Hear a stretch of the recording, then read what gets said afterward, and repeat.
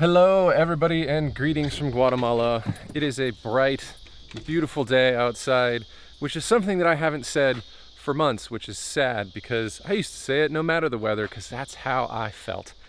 But I'm feeling that this morning, and on top of that, it is the first sunny day that I've seen and I don't know how long. So it is also a bright, beautiful day outside. It's important to call that out because a significant portion of this video takes place in the rain. But you know what? I filmed this intro last, so what are you gonna do? So here is 3 stories about traveling through Mexico and Guatemala, set up in a structure about not being very good at telling stories. I don't know. Let's go. About 2 weeks ago, I was in Palenque, the Mayan ruins in Chiapas, Mexico. By all accounts, I should have been super excited. After all, it's not often that I get to wander and photograph Mayan ruins that span thousands of years of Mesoamerican history. But my story that day was about a person looking for their lost sense of curiosity and wonder in a place where it really should have been in abundance. In the middle of this trip of a lifetime, and amidst all of this colossal grandeur and old architecture, I find myself inexplicably, colossally bored. I eventually found it, just a little bit, but not really as much as I should have.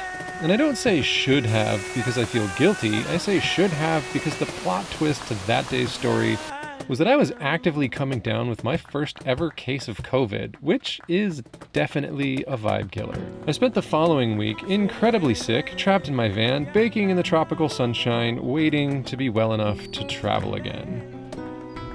Once I was finally able to travel again, the story was about getting stuck for 21 hours at the border of Guatemala.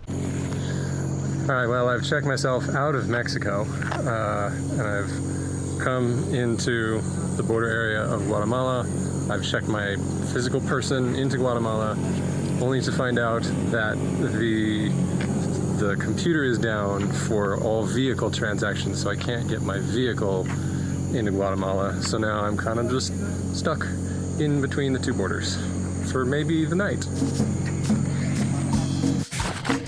Alright, so last night at 7:30-ish, they kicked me out of the border area. They took my vehicle title as collateral, and I slept at a gas station, which was not great. I came back at 8 this morning. The computer systems were working for the border people, but then I had to go into town to pay because they demand payment, but they don't accept payment. So you have to go pay at a store in town that has a bank computer. Only the bank computer doesn't work. It's broken. They don't have one right now. Yeah. Then I found another place that would take the payment. They charged me a little bit more money, but then the lights went out in the middle of the transaction.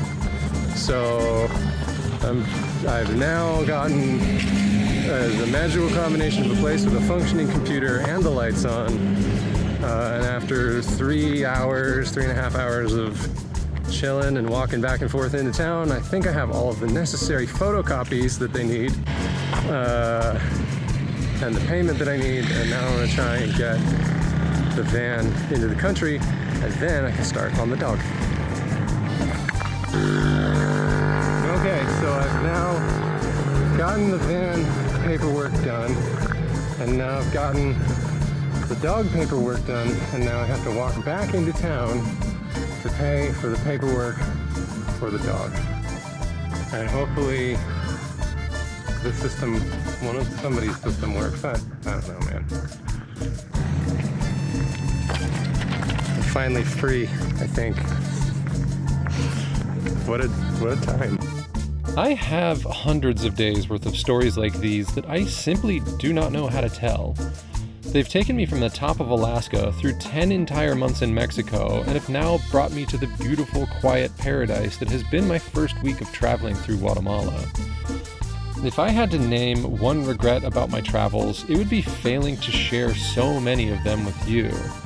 It would be setting out to tell stories about a journey through the world and then just not really doing it. So here is my story for today.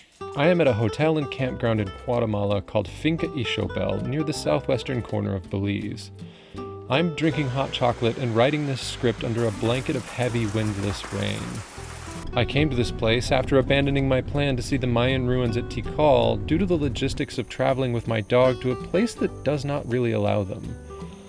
Those logistics are by no means insurmountable, but sometimes at certain points I just can't bring myself to care anymore because the caring part of my brain is already full of questions like, how much is this van repair going to cost me? Will the political unrest in Panama stop before I arrive? Will the political unrest in Guatemala start back up after I leave? And will I end up physically stuck in between the two? When will I ever find another job? Am I ever going to be able to pay off my credit card debt, which is now at $34,000 and counting? Am I blowing my last good years to ever meet anybody and finally have a kid? Do I even still understand what it is that I'm trying to accomplish and why it's important to me in the first place? There are only two things I know for certain. One is that every big thing that I have ever achieved has only been done by relentlessly pushing forward while ignoring all consequences. And the other is that the realities of my situation are growing increasingly difficult to ignore. So sometimes, on days like today, instead of trying to do much of anything, it's better to just drink hot chocolate and listen to the rain and write these thoughts out until they seem small enough that I am finally able to get out of my own way. It's no deep secret that the things that live inside of our own heads can start to loom much, much larger than life if left critically unexamined. I know this deeply, but I still struggle with it daily. And whether that's just not knowing physically how to tell the stories about moving through the world in my daily travels, or not necessarily wanting to share the existential paralysis and internalized roadblocks that I kind of have to suffer through to keep my forward momentum. At least I have the good fortune of being here and doing what I'm doing, and doing it in the beautiful jungle in Guatemala. It also helps to remind myself that when I set out on this journey, it was a journey to create a new kind of living for myself that resonated with me in my life, and to find a place in the world that felt like, well, the most like home, and that a lot of discomfort is part of that process and part of that journey. So wherever you are in your own journey, I hope you can, take a moment, drink some hot chocolate, listen to the rain, wake up in the sunshine, and figure out a way to get out of your own head and get out of your own way, like I have to do every single day. So, just like always, until next time, I love you, and I miss you, and I can't wait to see you again someday.